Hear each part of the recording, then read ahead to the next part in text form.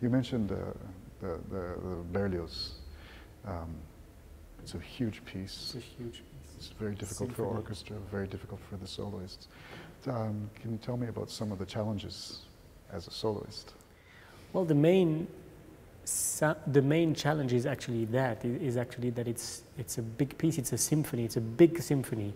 That means a big size symphony in terms of length and the movements. So you have to hold on until the end, but also in terms of volume. Mm-hmm. You have a big orchestra behind you, and an orchestra which plays like a big symphony, an orchestra that plays fully. The winds play fully. There are many people in the brass section, many people in the wind section. You have 4 bassoons, you have a lot of horns, a lot of trumpets, tuba. It's a massive orchestra, and it should be. Yeah. It's very dense. It should be like one of the late big Beethoven symphonies. And you have to find your place. It's not as easy as in a concerto. It's not as clear as in a concerto what is the role of the viola. You are not always just a soloist. You are more maybe a character. Maybe you are Harold, wandering in Italy. And somehow, at some point in the story, you are not the main character anymore. And this is why it's so interesting as a piece of music, is that the orchestra has the main role at many times in the piece. Some solo winds in the orchestra have the main roles.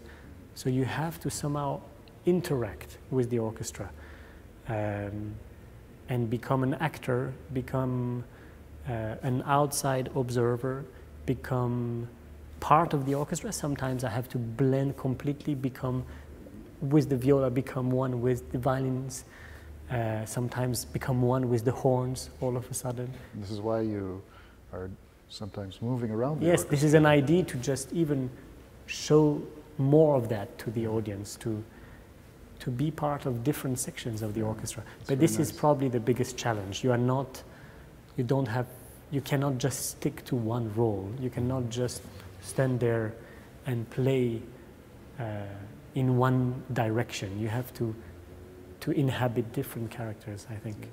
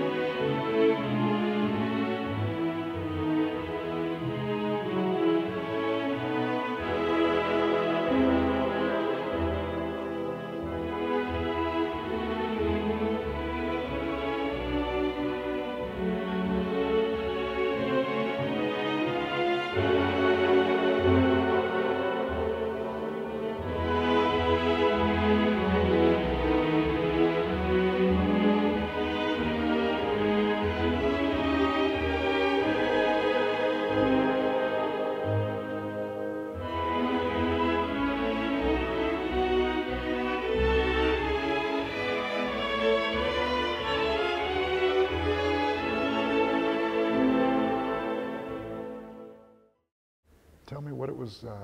What did you take from? What did you learn from Jesse? What do you think? How did studying with Jesse Levine affect you, your growth, your development as an artist?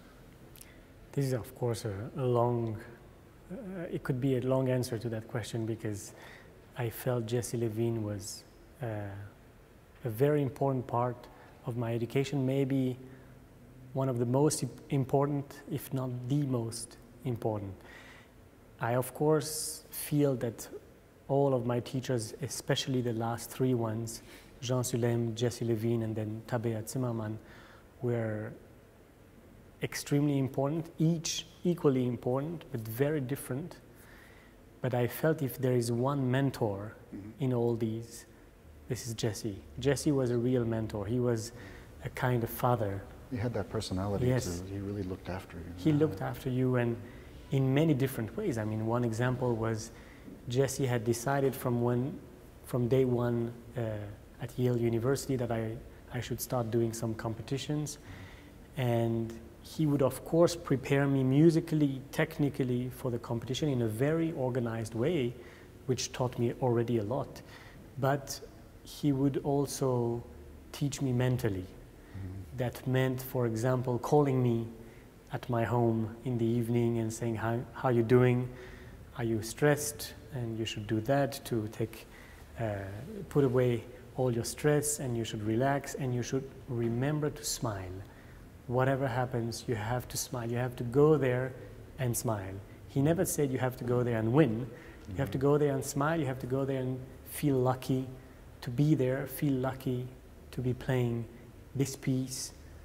And that thing, that phrase stayed with me for all the concerts. Yeah.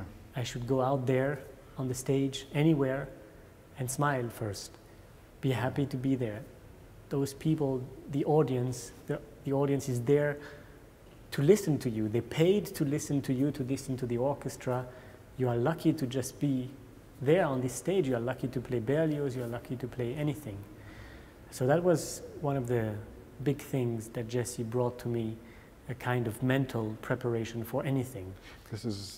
Sorry to interrupt you, but no. I have the same kind of feeling, that the same kinds of things, you know, to always enjoy the act of music making. Exactly. And to recognize how lucky we are to be able to do this. Nothing is boring. As our life. You remember, he used to say, in your practicing, you should experiment. Yeah.